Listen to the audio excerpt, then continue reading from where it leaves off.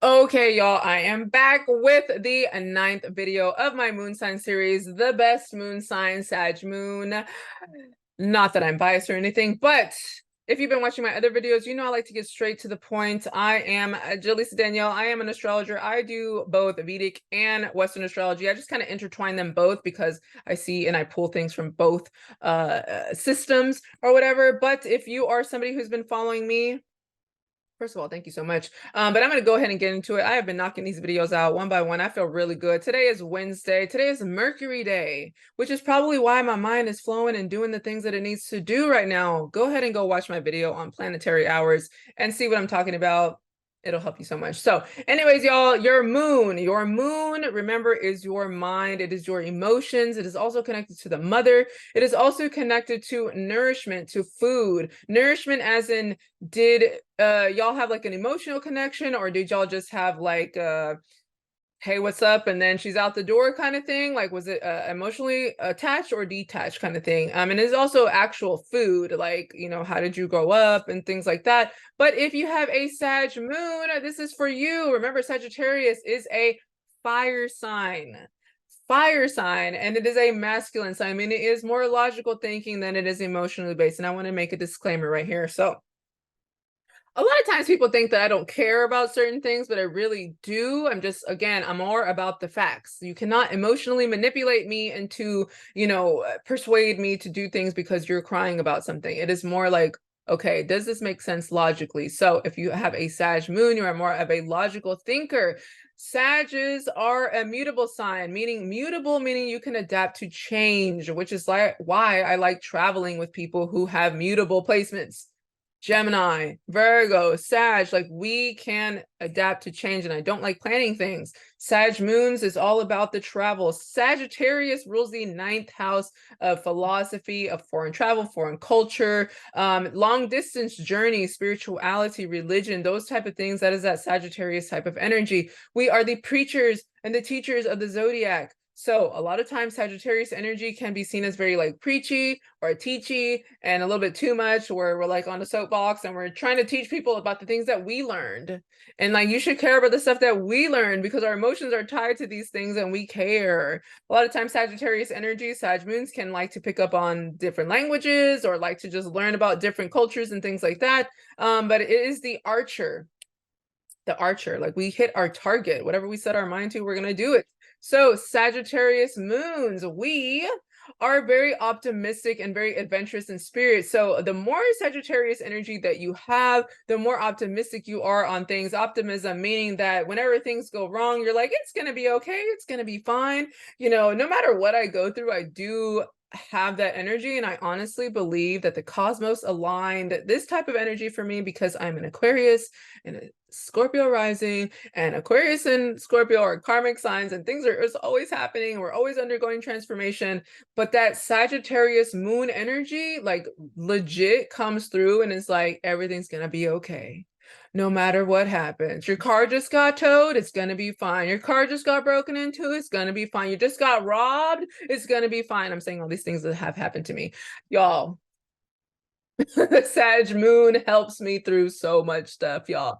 But very, very freedom loving. I need freedom. I need independence. Like, don't tell me what to do kind of thing. Sag moons need all of that freedom.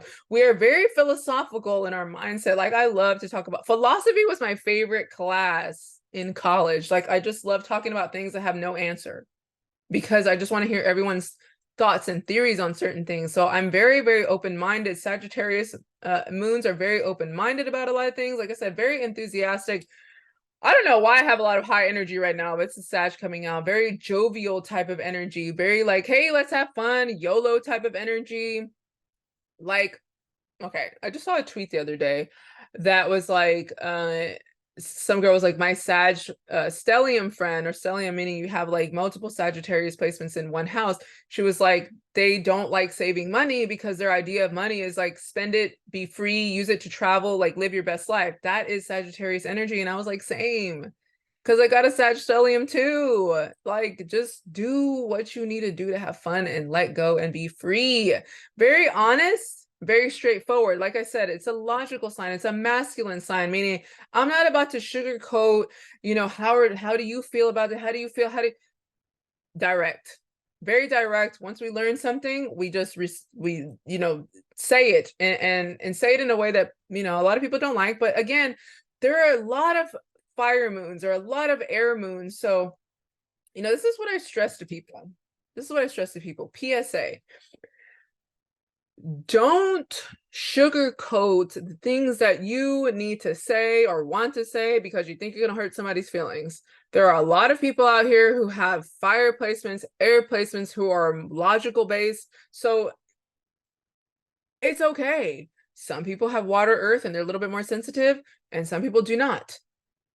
That it's not everyone is not sensitive. So I just want people to get like over that thing of like, I gotta tiptoe around. Da, da, da. No, you don't. No, you don't. Just say it. Who cares? There are people who are going to take it and people who are not.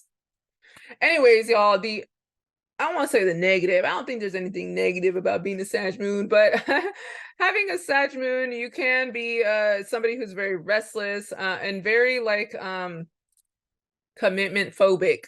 Now, I have a fixed energy, the Aquarius, the Scorpio. It's not so much that I cannot commit. It's more of like, not in relationship. Let's say like even where I live, like I like to live in like apartments because 12 months I'm gone. 12 months I'm gone. Like I don't want a house. I don't want that stability. I don't want, I want to say stability. I want stability, but I don't want the commitment of like having to commit to something for like 30 years. Like I have to keep this house for like 30 years. Like what if I want to be out of here in 6 months? So that's a Sagittarius type of energy. I used to deal with a Sagittarius, so let's just say that the commitment issues with Sagittarius energy. Y'all, this is what I'm gonna keep everything all out in the open, y'all, because this is real life. Like your astrological placements, this is real life. So a lot of times I am just like, you just gotta say it, you just gotta do it because other people have experienced these type of things, and you have to tell people about the things that you have experienced so they can relate. So the Sag moon is commitment phobic a lot of times too, especially when making plans with people. It's hard for me to say, oh, okay, in 6 months I'll do this. You know, I have a friend who has a business who does travel business. Now, I love traveling. I love traveling and I am so down to go. However, if you say put down a deposit and then in 2 weeks you could put down another deposit and in 2 weeks you could put down another deposit, like you're drawing it out. And then that's like a lot of commitment there. And I would be more likely to be like, the trip's tomorrow. Okay, I'll make the decision 24 hours before. That's the kind of time that I move on as a Sagittarius moon. But also the bluntness of a Sagittarius can hurt people's feelings. I know that I have. I'm self-aware. At the same time, I don't feel like you should change your personality to tiptoe around everybody's feelings. But the bluntness, I keep saying that, the bluntness of Sag and fire and masculine type of energy. I do know that I have hurt a few feelings, not trying to do it on purpose, but it just, some things need to be said. And some people, like I said, cannot handle it. Very impulsive. Fire energy is very impulsive, risk taking. I've jumped out of a plane before. I do like to do those type of things. I think the only thing I wouldn't do is like bungee, but I've jumped out of a plane. I've done the roller coasters. I've done all these other type of things, like just a adventurous type of spirit. Sagittarius moons, again, like I said, the lack of sensitivity or the bluntness can hurt people's feelings, but also we can be known to like disregard people's emotions. And it's not that I disregard it. Like I said, it's just hard for me to be persuaded on emotions. What are the facts? And then the facts make me, you know, be like, okay. And my water rising does help me be in tune, because I'm a sensitive person. Like I'm sensitively not sensitive. I don't know if that's even makes sense, but you know, I get it. And I understand if I was put into that situation, how I might feel. But Sag moons can be seen as somebody, like I said, who also has a tendency to be very tactless. Like we just do stuff. It's impulsive. One of my really, really close friends, is a Sagittarius sun. Sagittarius can be, like I said, that fire energy can be a little intense, a little aggressive. So when we would go out back in the day, she would like to like buck up to anybody and want to fight. So that aggressive nature in the Sagittarius, you know, just kind of watch out for that. But when you become aware of yourself, and I will say, you know, on a serious note, when you become aware of yourself, you learn how to balance things. And, you know, like an Aries, or, you know, somebody who's like really intense, competitive, those type of natures, like we know, okay, doing that too much might be a turn off to people. And it's not that you are changing yourself, it's more of like tone it down, because too much of anything is not a good thing. So drink too much water, you can kill yourself. You eat too much, you're gonna, you know, like, you understand what I'm saying? Like there's no you need to have balance. You need to have balance with everything. Like you can be blunt, you can be straightforward, but at the same time, you know, deliver the bluntness a little bit softer. Deliver the bluntness with a disclaimer, maybe. I don't know, but I don't do that. But you know what I'm saying? Like find balance in everything that you do. So anyways, moving on to the mother relationship with Sag moons. All right, remember that your moon placement, it does not mean that your mom was that sign. Like I'm Sag moon. My mom is a Sagittarius though, but the Sag placement, I mean the moon placement does not mean like, okay, I'm a this moon, so my mom is this or whatever. It's more of like they carry that nature within them. So if you are a Sag moon, your mother relationship could have been one of two things. It could have been very free-spirited, very adventurous, and somebody who just let you explore and just do things. My mom actually did allow me, and I just, you know, I asked her about this.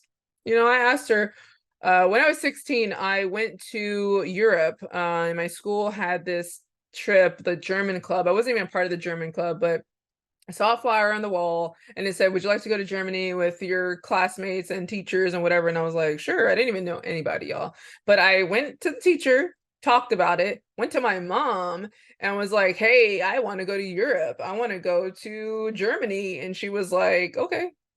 And she let me go.